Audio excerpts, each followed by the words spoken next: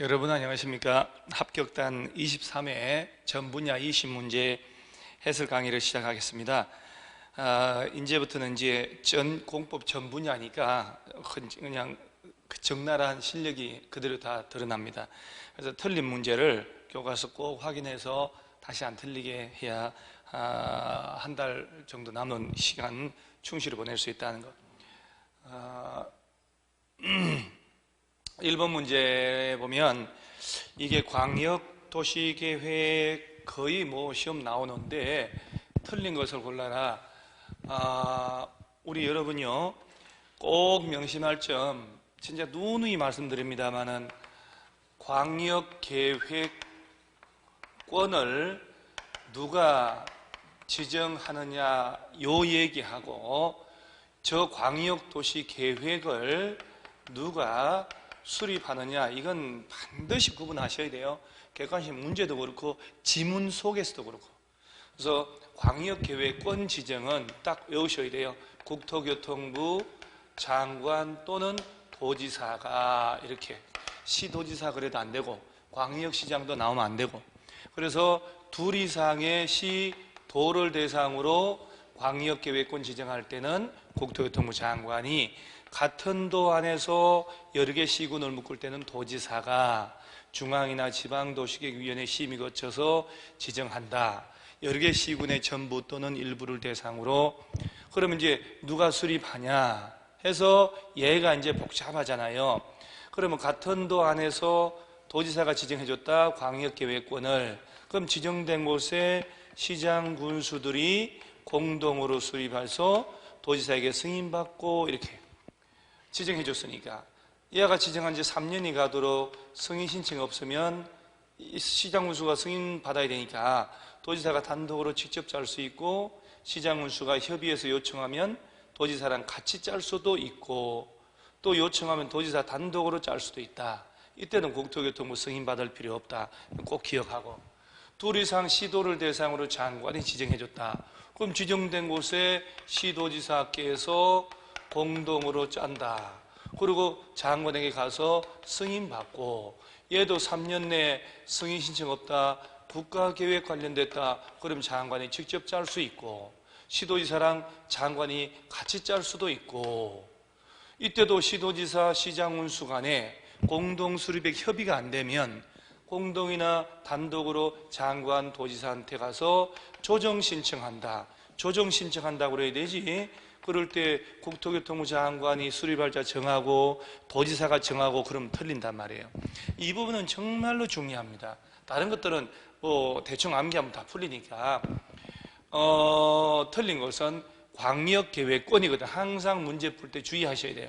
광역계획권은 인접한 둘 이상의 특별시 등 시군의 관할구역의 전부 또는 일부를 대상으로 지정. 이런 논점을 잡아놔야 돼요. 위례의 경우에 광역계획권은 인접한 둘 이상의 특별시 등 시군 관할구역 단위로 지정을 하고, 3번 국토교통부 장관 또는, 보세요. 국토교통부 장관 또는 도지사는 광역계획권 지정하거나 요걸 지정하거나 변경하려면 지체 없이 시도시장군수에게 변경하면 통보해 줘야 돼요. 아래 것들 지자체 통지한다, 이렇게. 도지사는 시장군수에게 통지, 장관은 시도지사한테 통지한단 말이에요. 그 다음에 4번에 광역도시계획을 시도지사가 공동으로 수립하는 경우에 그 내용에 관해 서로 협의가 이루어지지 않을 때는 국토교통부 장관이 수립할 자를 정하고 고시하는 게 아니고, 요 시도지사가 공동이나 단독으로 장관 찾아가서 조정 신청한다, 이렇게 해야 되죠. 그래서 4번이 틀려버린 거예요. 그 다음에 여건 변화에 탄력적으로 대응할 수 있도록 포괄적이고 계략적으로 수립하도록 하되, 특정 부분 위주로 수립을 할 때는 도시군 기본계획이나 도시군 관리계획에 명확한 지침을 제시할 수 있도록 구체적으로 수립하도록 해야 해요.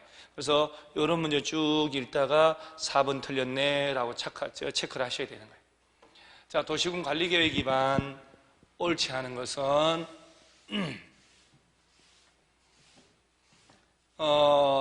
도시군관리계획, 광역시장은 인접한 시군의 전부 포함해서 위반할 수 있고, 둘 이상 시도에 걸쳐 지정되는 용도 지역을 결정할 때는 국토교통부에서 직접 위반할 수도 있어요. 그래서 이제 원래 도시군 관리계획을 위반을 할 때는 원칙적으로 도시군 기본계획하고 똑같아요. 특별시, 광역시, 특별자치시, 특별자치도 시장 군수가 한다.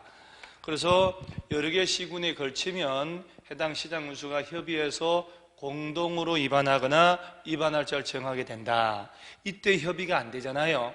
이 도시군 관리계획 위반에 협의 안 될 때 같은 도 안에 있으면 도지사가 위반자 정해주고, 둘 이상 시도에서 협의 안 되면 국토교통부 장관이 위반자를 정해준단 말이에요. 광역도시계획은 조정 신청을 해야 되고. 자, 예외적으로 국토교통부 장관이나 도지사가 위반할 수도 있다. 언제 장관이 위반하냐? 국가계획이 관련돼 있거나 여기처럼 둘 이상 시도에 걸쳐 용도 지역을 지정해야 되겠다. 지구 지정을, 구역 지정을, 시설 사업을 해야 되겠다. 둘 이상 시도에 걸쳐서.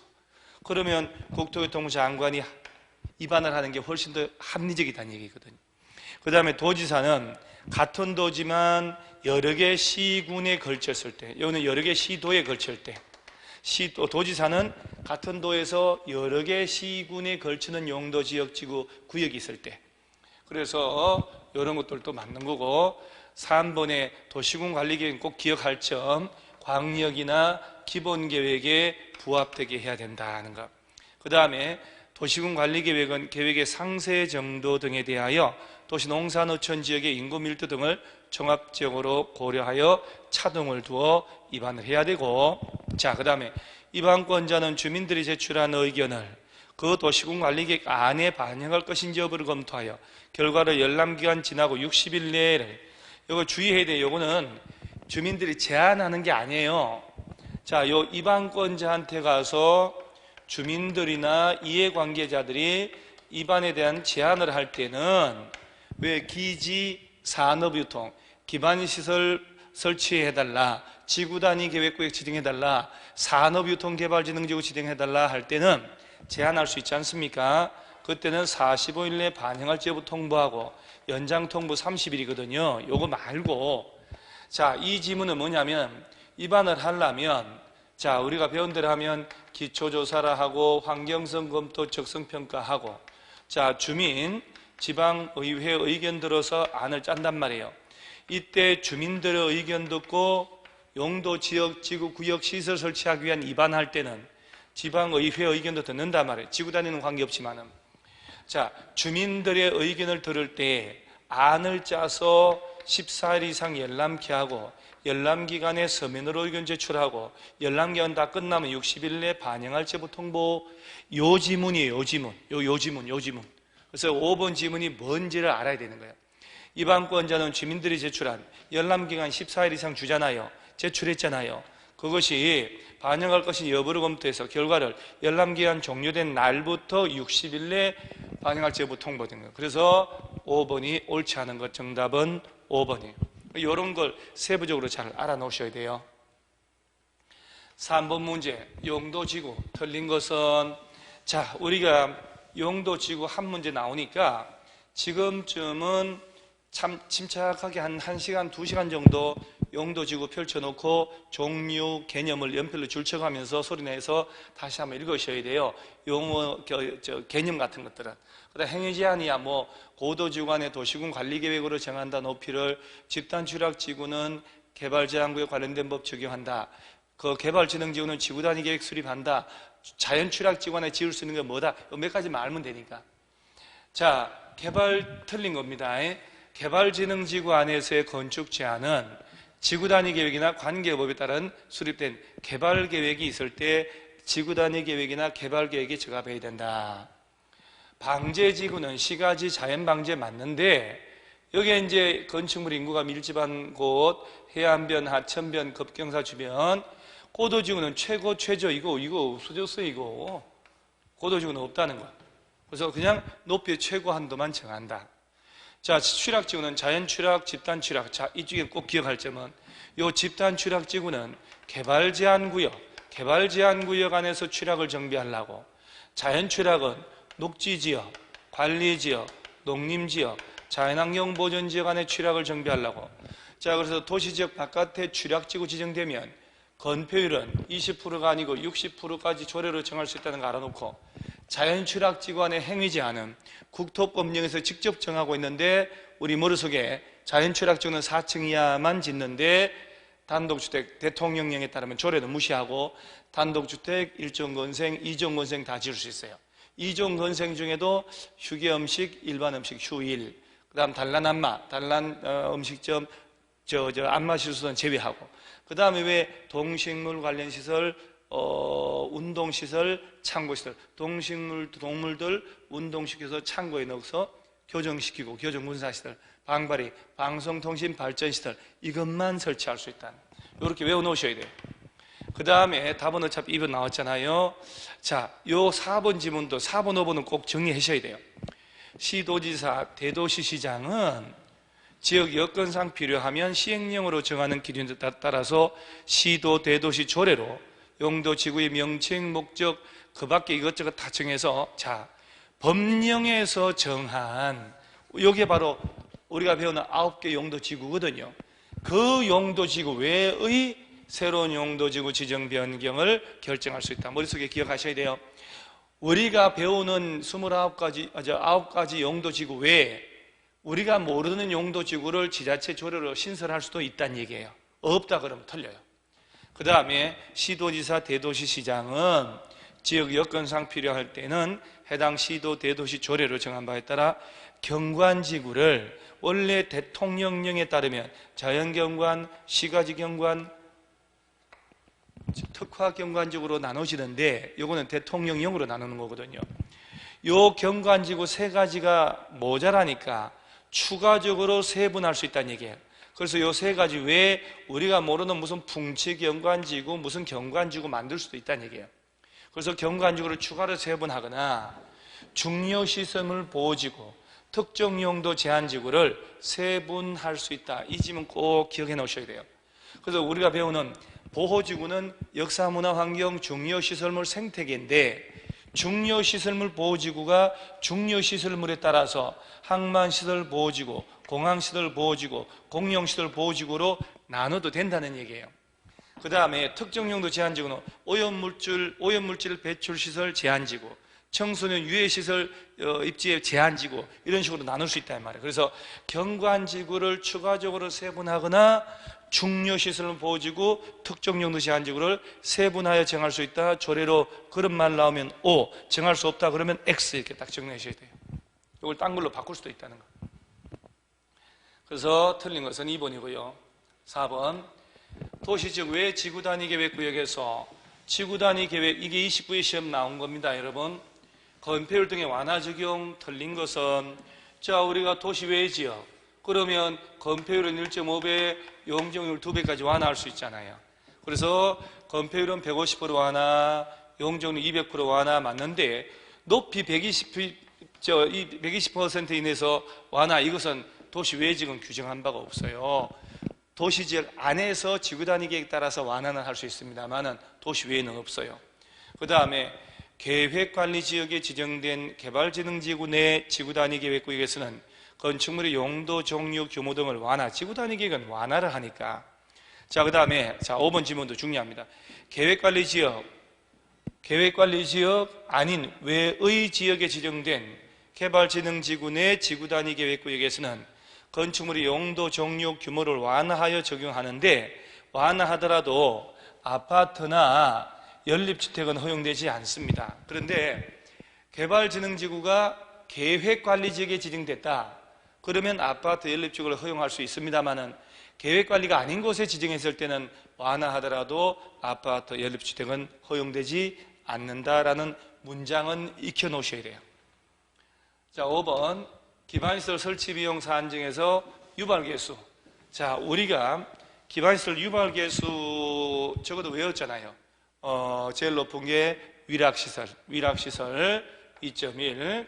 그 다음에 위락하려면 관광버스 타고 관광휴게시설 1.9, 그 다음 2개 나왔으니까 이종건생으로 마무리하고 이종건생 1.6, 그 다음에 3개 나왔으니까 공동사동, 문종이 운자, 문화집회, 정교, 운수, 자원수단 1.4, 문종이 문화집회.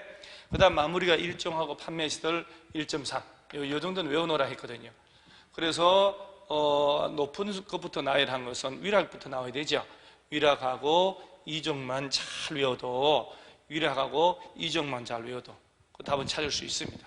그래서 유발개수 적어도 29가지 전부 다는 못 외워도 제가 암기하자라고 하는 거는 외워놓으셔야 돼요.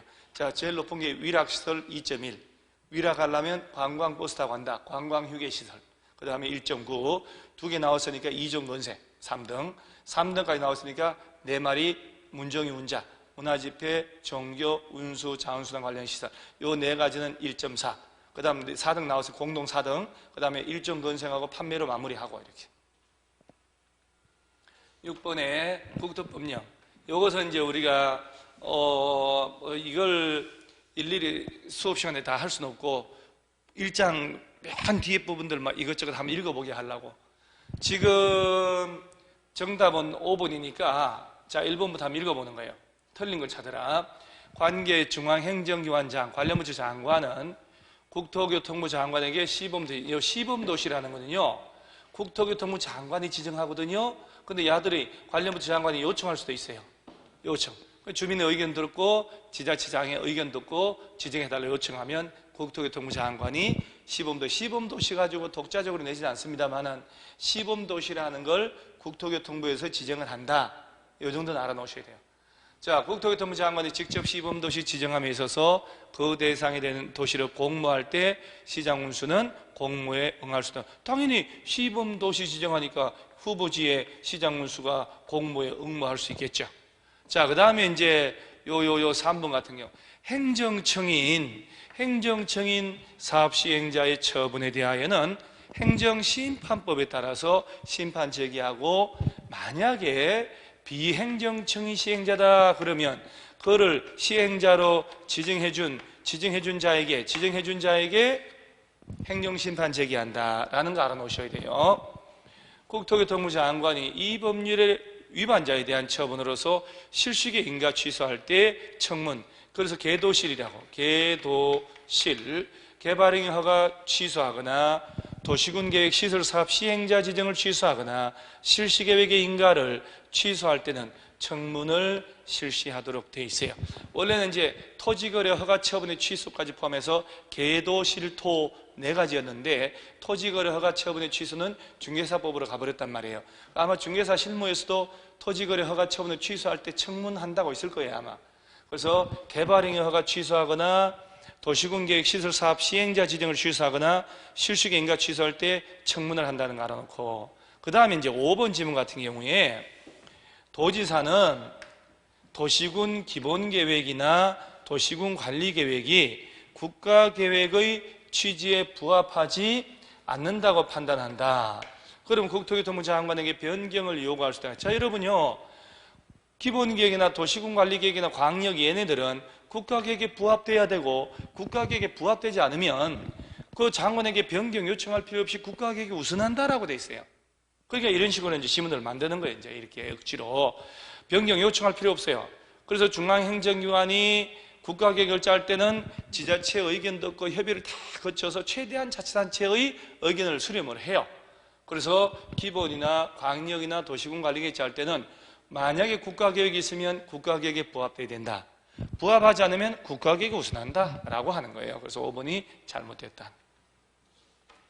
7번 도시개발사업 조합. 우리가 도시개발조합 만들 때 7명 이상의 추진위원회 없다는 거 꼭 알아놓고요. 국토교통부 장관에게 가는 게 아니고 구역의 지정권자한테 갑니다. 그 다음에 인가받은 사항을, 여러분 인가받은 사항을 변경할 때도 인가받지만 주된 사무소 소재지 변경 같은 것들은 신고하죠. 신고. 요거는 신고. 요거. 자, 설립 인가 신청할 때 해당 토지 면적의 3분의 2 이상 소유자와 총수의 2분 이상 동의였는데 이때 국공유지를 포함한다는 거 알아놓고 이렇게 동의 안 한 사람이라도 조합이 성립하면 당연조합은 됩니다. 그래서 이게 바뀌어 있어야 되죠. 이렇게. 권고 이상의 형의 선고를 받고 집행이 끝나지 아니한 자는 조합원이 될 수 없다. 이거 실제 시험에서 이렇게 나오면 많이 틀려요. 조합원의 결격 사유가 없고 조합의 임원의 결격 사유는 있습니다. 그래서 이거 틀렸죠. 자, 의결권 가진 조합원 수가 100인인 조합이래. 100명 이상이 아니고 100인인 조합은 대의원회를 둘 수 있다. 맞죠? 50인 이상이면 둘 수 있으니까 100인인 경우는 당연히 둘 수 있죠. 그래서 이거 살짝 주의하는 문제입니다. 그래서 옳은 것은 정답 5번입니다. 8번, 그 수용 사용 방식으로 조성된 토지 추첨으로 공급. 우리가 수용 방식으로 공사 완료되면 공급 계획을 사업 시행자가 만들어서 지정권자한테 제출하죠. 그래서 실시 계획에 따라서 공급하는데 원래는 이제 경쟁 입찰이다. 그런데 우리가 그 유명한 삼택지 1공장은 추첨을 한다 이거거든요. 그러면 삼택지 1공장만 알면 다 풀려요. 그래서 330 이하의 단독주택지, 공공택지, 그 다음에 국민주택지, 국민주택 규모 이하의 택지, 그 다음에 공장 짓겠다. 요거는 이제 추첨을 하죠. 지금 이거 딱 그대로. 토지 상환 채권으로 돌려준다. 이건 수의계약으로 돌려줍니다. 그래서 8번 같은 문제는 전혀 고민 없이 답 찾을 수 있어야 된다. 9번의 환지계획 청산금, 옳은 것은 면적이 작은 토지는 환지에서 제외될 수 있고 청산할 수 있어요. 너무 작은 땅은 더 키워줄 수 있고 큰 땅은 줄여줄 수 있고 과소 토지에 입체 환지할 수도 있고, 그 다음에 환지를 정한 경우에 그 과부족분에 대한 청산금은 꼭 명심해야 돼요. 청산금의 결정하고 확정은 달라요. 환지 처분하는 때 결정하여야 하고 환지 처분 공고된 다음 날에 확정된다. 3월 1일 날 환지 처분하면 이때 결정을 하고 그 다음 날 청산금이 확정되기 때문에 청산금 주세요 가져가라 하려면 다음 날입니다. 꼭 결정하고 확정 구분하셔야 됩니다.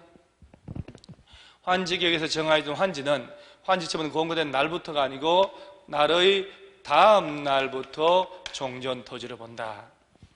시행자는 사업 대상 토지 소유자가 신청하거나 동의하면 해당 토지의 임차권자의 동의 없어도 환지를 정하지 않을 수다. 환지를 정하지 않고 청산금 미리 받고 싶어. 그럼 그 땅의 임차권자 등의 동의가 있어야죠. 청산금은 이자를 붙여 분할 징수하거나 분할 교부할 수 있습니다. 없다가 아니고 있다. 정비구역, 틀린 것은 우리가 지구 단위 계획구역 된 것으로 보고 토지 형절 변경 허가받고 재회복구도 허가 안 받고 정비구역 지정 후 분할된 토지 취득한 자가 있으면 현금 청산 들어가고, 자, 정비구역은 국토교통부 장관 지정 못합니다. 꼭 명심하셔야 돼요. 정비구역은 국토교통부에서는 절대 지정 못합니다. 개발구역은 지정할 수 있죠. 개발구역. 11번 조합 설립 가로속에 요것은 조합하고 정관의 변경하고 섞은 문제입니다.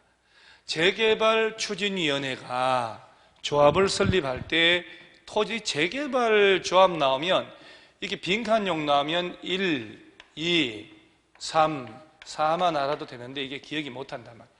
그래서 토지 등 소유자 4분의 3 이상 및 토지 면적 2분의 이상 동의 얻어서 시장 운수 등 인가받고, 여러분 조합의 정관에 변경할 때 과반 동의 얻으면 됩니다만은 조합원 자격 관련된 거라든가 돈 관련된 거, 시공자, 설계자 선정, 구역의 위치 면적 이 정도 변경은 3분의 이상 찬성을 해야 돼요. 조합은 자격에 관한 사항을 변경하려면 총회 열어서 조합은 3분의 2 이상 찬성으로 인가받아 변경할 수 있습니다. 3분의 2가 나와야 되죠. 그 다음에 여기에 답이 4번.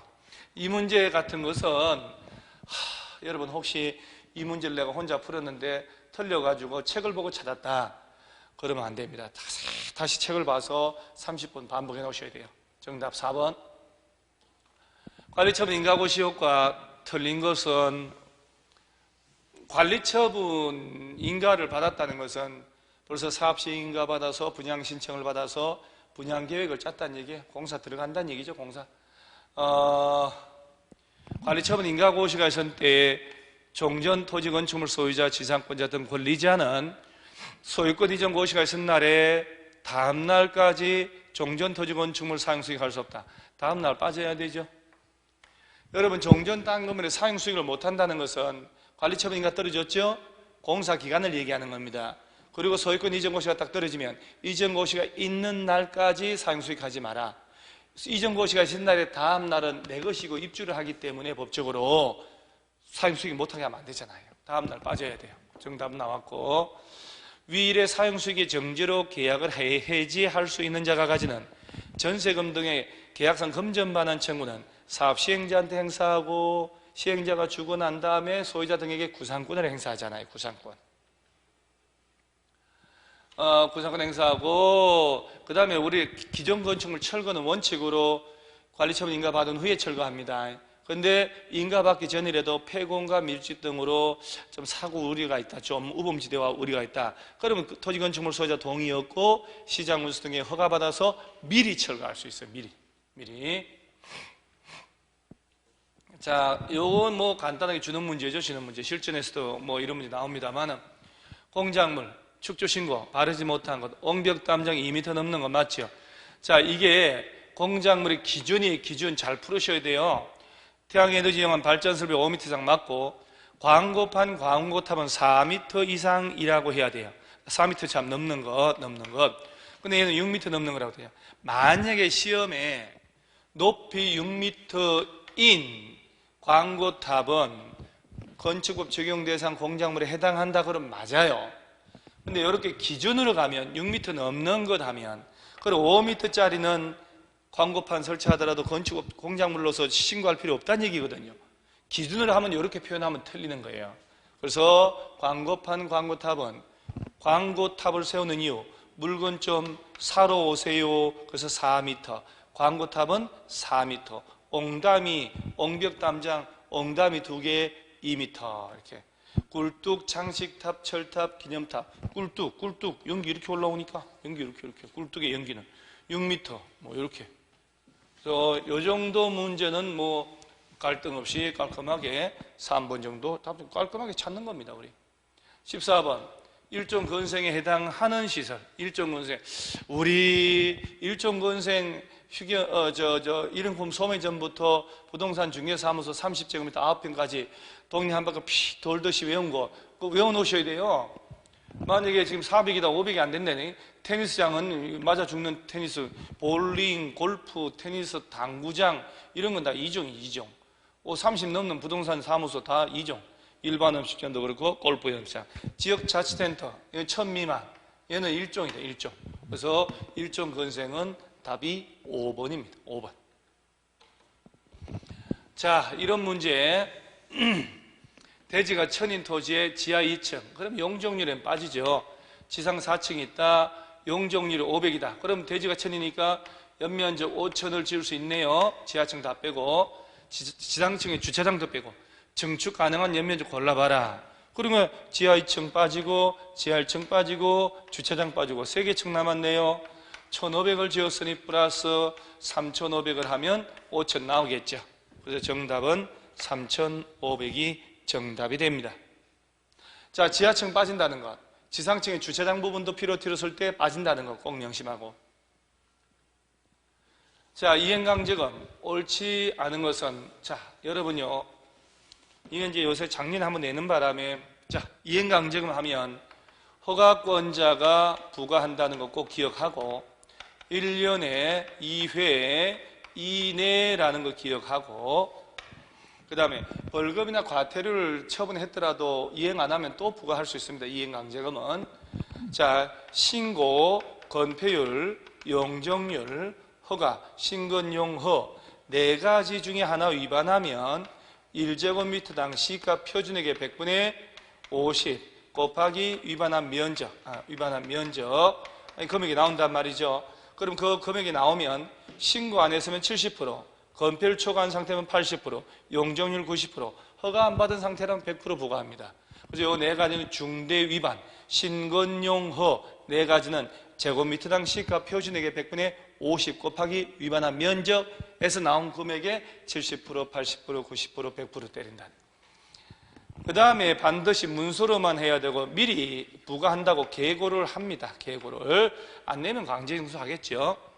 자, 옳지 않은 것은, 자, 이게 뭐 좀 실수할 텐데 2번입니다. 2회씩이 아니고 2회 이내. 의미 다르잖아요. 그럼 지자체에서는요, 허가권자가 1년에 한 번 때릴 수도 있고 2번 때릴 수도 있다는 거. 2회씩 하면 안 되잖아요. 자, 그 다음에 17번 주택법상 주택상환사채 제목을 딱 보면 또 올라줘야 되죠. LH공사하고 등록사업자가 국토교통부 장관에게 발행계획 승인받아서 3년 내 주택으로 돌려주는 김영식 정권이라는 것.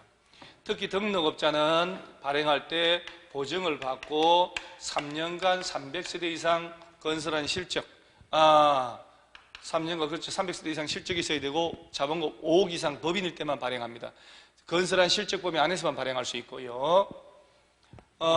옳은 것이니까 LH공사가 발행할 때 보증을 굳이 받을까요? 안 받죠. 그 다음에 기재부 장관이 아니고 국토교통부죠. 행안부 그러면 안 돼요. 상환기간을 3년 초과하지 마라. 이렇게 3년. 자, 등록업자가 발행할 수 있는 주택상환사채 규모는 3년간 연평균 실적, 건설한 실적 이내로 합니다. 맞습니다. 그 다음에 주택상환사채 발행에 관하여 주택법 2법에 규정한 것 외에는 국채법이 아니고 상법 중 사채 발행에 관한 규정을 적용을 받습니다. 그럼 옳은 것은 4번이 옳은 거죠. 이런 문제는 놓치면 안 되죠, 우리. 자, 그 다음에 사업계획 승인 30세대 이상 지을 때 사업계획 승인을 받아야 되잖아요. 틀린 건데 우리 꼭 외울 점은 지역직장 주택조합은 설립인가 받은 날부터 2년 내에 집을 짓겠다고 사업계획 승인 신청하고, 자, 사업주체가 승인받은 사업계획에 따라 공사 시작할 때 신고하라는 얘기는 그 유명한 착공 신고한다는 얘기예요. 착공 신고. 자, 3번 사업계획 승인권자는 사업주체가 경매나 공매로 대지소유권 날라갔다. 그 사업계획 승인을 취소할 수 있다. 하여야 한다는 거. 자, 여러분 또 명심. 건축 허가받고, 건축법은요, 허가받고 2년이 가도록 공사 착수 안 하면 그 허가를 취소하여야 한다. 우리 주택법에서는 취소하여야 한다 나오면 안 됩니다. 거짓 부정하게 조합 설립 인가 받았다, 이번 명령 처분에 위반했다 그러면 조합 설립 인가도 취소할 수 있다. 이때 집을 짓겠다고 사업계획 승인 받았다, 사업계획 승인을 취소할 수 있다. 그래서 이걸 명심을 해야 돼요. 주택법은 취소하여야 한다 그러면 틀리다는 거. 정답 나왔잖아요. 사업주체가 주택건설 대지를 사용할 수 있는 권한을 사용할 수 있는 권한을 확보했다면 굳이 소유권 없어도 사업계획 승인 받을 수가 있습니다. 자, 이게 사업계획 승인 받은 걸 변경할 때도 변경 승인 받는데요. 사업비 10% 감액하는 변경할 때는 국가나 지자체, LH, 지방공사 등의 공적 주체는 변경 승인 안 받아요. 그런데 주택조합은 제외돼요. 주택조합은 변경 승인 받아야 돼요. 변경 승인 받아야 돼요. 틀린 것은 정답은 3번. 요거는 되게 지엽적인 부분이거든, 사실은요. 작년에 나온 문제에 응용을 한 겁니다. 그래서 3번 틀렸다. 자, 19번에 리모델링.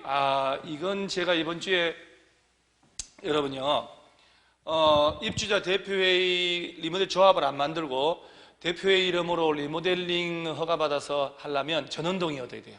전원. 그래서 보통 조합을 만드는데 여러분요, 리모델링에 자, 조합을 설립을 할 때 하고, 이건 정말 꼭 기억하셔야 돼요. 조합 설립 인가 받고 2년 내 리모델링 한다고 허가를 신청해야 돼요. 그럴 때 조합 설립 인가 받을 때 동의하고 조합 이름으로 리모델 허가 신청할 때 동의는 다르단 말이에요. 그래서 조합 설립 인가 신청하려면 한 동만 해야 되겠다. 그럼 구분 소유자 3분의 2 이상 동의 얻는다. 단지 전체 할까나 그러면 동별 과반수 전체의 3분의 2 동의였습니다. 자, 그러니까 리모델 조합은 그냥 3분의 2만 외우셔요. 3분의 2. 조합 설립 인가 받아서 리모델링 주택조합 2 리모델 허가 받을까나 한 동만 하기로 했으면 구분소유의 75% 이상 동의였고, 단지 전체 하려고 조합 만들었다 그럼 동별은 50%, 전체의 75% 이상 동의 얻으면 돼요. 그래서 조합을 만들 때 분명히 말씀드립니다. 여러분, 조합 만들 때 동의인지 조합이 리모델 허가 받을 때 동의인지 구분 반드시 하셔야 돼요. 신신당부를 해도 문제 풀 때 건성으로 푼단 말이에요, 여러분들은. 자, 1번 맞고 옳지 않은 걸 묻는 거거든요. 자, 2번 봐봐. 리모델링 주택조합 2라는 것은 벌써 주어가 조합 만들었잖아요. 단지 전체 리모델 한다. 그러면 이때는 3분의 2가 아니고 75%가 나와요. 동별은 하나 버리고 와야 되니까 50% 이렇게. 2번 틀렸단 말이에요. 이걸 구분 안 하고 외워놓으면, 구분 안 하고 있으면 문제 풀 때마다 스트레스 받는 거예요. 문제 풀 때 스트레스 받고 헷갈리고 답 틀리고. 그 다음 3번도 외워야 되는데, 리모델링에 동의를 했다, 입주자가. 그 리모델링 한다고 동의를 해줬단 말이에요. 이렇게 조합이나 입주자 대표회의가 시군구에다가 리모델 허가 신청서 제출하기 전까지라면 서면으로 동의를 처리할 수 있어요. 허가 신청서 제출하기 전까지. 자, 리모델링 주택조합이 시공자 선정할 때는 경쟁 입찰이어야 됩니다. 당연히. 그 다음에 리모델 주택조합은 리모델링 결의에 찬성하지 않은 자의 주택 토지에 대해서 팔아라 매도 청구할 수 있습니다. 그래서 이 정도 레벨의 문제는 60점, 65점 레벨이기 때문에 꼭 확인을 하셔야 돼요. 자, 농지법 이거 작년에 문제 나온 거 좀 어렵습니다. 옳은 겁니다. 옳은. 그것도 틀린 것도 아니고. 농지에 여러분요, 그 질문도 오는데, 농지의 전용이라는 것은 전용이라고 하는 게 스페셜 전문대학 그 전용하고 다르다는 거 아시죠? 여기다 수레 거자를 붙이면 구를 전자를 쓴단 말이에요. 그래서 농지의 전용은 농사를 더 이상 짓지 않겠다는 거예요. 불도저 밀어버리겠다는 거예요. 그래서 농지 전용은 지목을 바꾼다는 얘기거든요. 일시 사용하고 또 달라요. 그러면 과수원인 토지를 재해로 인한, 자, 과수원은 농지란 말이에요. 농작물의 피해를 방지하기 위해서 방풍림, 바람을 막아야 되겠다. 해안가 같은 데는 방풍림 부지로 사용한다. 과수원의 일부를, 과수원인 토지를 농지 전용에 해당하지 않는다. 그렇습니다. 그래서 과수원인데 나무가 자 심어져 있습니다. 이게 딱 과수나무 심어져 있대요. 사과나무잖아요, 사과나무. 그 일부도면 전체도 관계없어요. 방풍 바람이 하도 부니까 나무 조성해서 방풍림으로 쓰게 됐다. 낙과가 안 생기게. 이거는 농지 전용이 아니에요. 농지 전용이 아니에요. 농지로 본단 말이에요. 그래서 해당하지 않는다. 맞는 말이에요. 자, 2번은 전용 허가를 받았습니다. 허가를 받은 농지예요. 농지 전용 허가를 이만큼 하겠다고 허가를 받아놓고 위치를 동일 필지안에서 바꾼다. 위치를 바꾼다, 면적을 바꾼다, 경계를 바꾼다. 그러면 농지 전용 허가 받았으면 허가를 받아야 돼요. 허가. 여기서 말하는 신고는 농지를 전용 허가 받아가지고 또 위치 바꾸고 경계 바꾸고 면적 바꾸는 게 아니라 농지를 농업인주택, 업인주택으로 쓴다든가 양의자 양식장으로 쓴다든가 마을회가 놀이터로 쓴다든가 유통가공시설 부지로 시험 연구시설 이런 거 설치할 때는 신고하는 거예요. 신고. 그래서 허가를 받아야 돼요. 산지 전용 허가를 받지 않고 산을 전용한다고 허가 안 받고 불법으로 농지로 개간했다. 이를 다시 산림으로 복구한다. 전용 허가 받을 필요 없죠. 애초에 농지가 아니었으니까.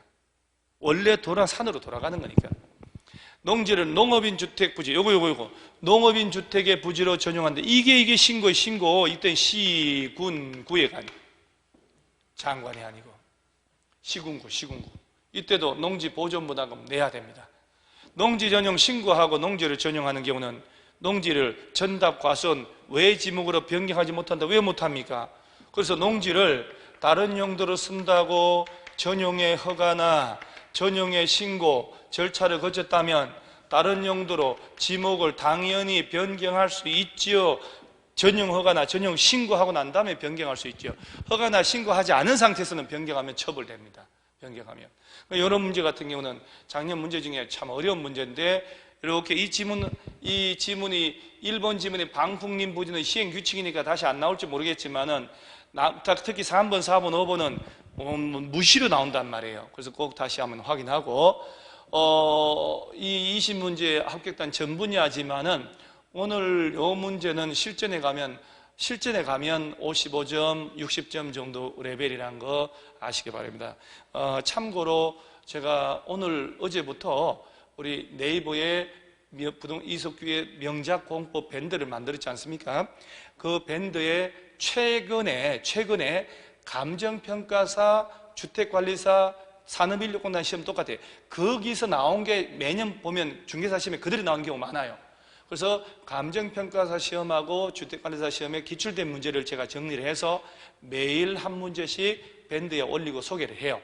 꼭 떨어지지 말고 풀어보셔야 돼요. 그리고 해설 올라가는 것도 해설도 외워놓으시고요. 문제들이 참 괜찮은 문제 많거든요. 그래서 남은 시간, 한 달여 남은 걸 최대한 잘 활용하셔서 공법에서 꼭 과락은 나오면 안 되고요. 60점 넘어서 합격을 하셔야 됩니다. 지금도 공법은 이것저것 보지 마시고 기출문제집부터 정리하시라는 것. 기출문제만 완벽해도 된다는 것. 기출문제도 제대로 못 보는데 이 출판사, 저 출판사 문제집 끼우끼우 할 필요 없어요. 기출문제가 최고입니다. 그것만 완벽하면 절대 안 떨어집니다. 그래서 우리는 남은 한 달 화이팅해서 꼭 합격하시기 바랍니다. 수고하셨습니다.